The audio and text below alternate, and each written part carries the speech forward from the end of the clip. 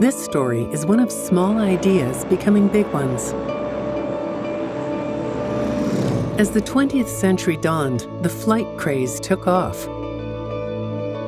And with the construction of the Minoru airstrip in 1909, amateur pilots came to Richmond from all over the world. Richmond quickly became a place of aviation firsts. In 1910, Charles K. Hamilton became the first aviator to fly a powered plane in Canada at the airstrip. In 1912, Billy Stark piloted the first passenger flight.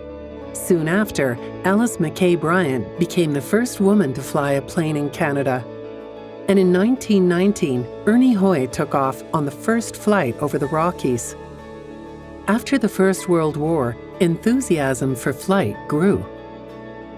While Vancouver's first airport opened in 1929, a second and more ambitious airport opened at Sea Island on July 22, 1931. Thousands of people from around the province came to celebrate. In 1937, the national airline, then called TransCanada, was launched.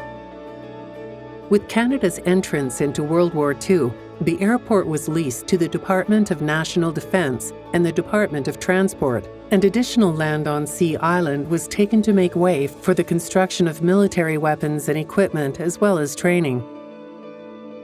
The Boeing Company opened a wartime manufacturing plant at YVR, employing 7,000 workers to make parts for Catalina flying boats, Superfortress B-29 bombers, and other Kanzos amphibious aircraft.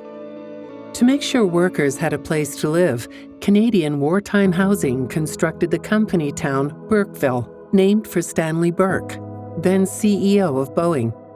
Burkeville was an innovative organized housing development on Sea Island and implemented the era's most cutting-edge community planning principles. Burkeville was full of community spirit. When the war ended in 1945, Boeing immediately closed its airport factory, stranding thousands of workers. Wartime Housing sold Burkeville's lots off to returning soldiers.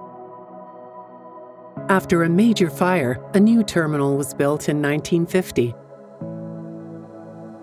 Wartime had put flight on the nation's mind. Under the Canadian government's new policy, the federal airline would connect the nation, while free enterprisers would connect the interior and coast. This brought on another era of firsts, with small ideas and businesses becoming big ones. The airport became a testing ground for new ideas and new industries, while welcoming people from around the world. Burkeville resident pilot Dan McIver became the father of the Mars water bombers, buying decommissioned wartime flying boats, reusing them to fight forest fires. Queen Charlotte, the accidental airline, grew by buying smaller bush flight operations and became Canada's third largest airline. And Harbour Air became the world's largest float plane operator.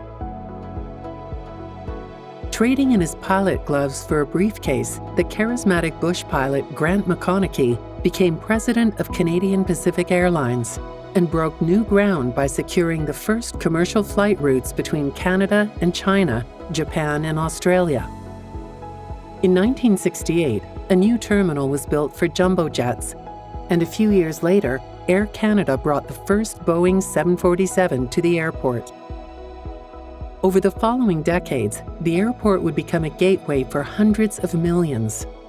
New migrants from all over Asia would call Richmond and the Lower Mainland their new home.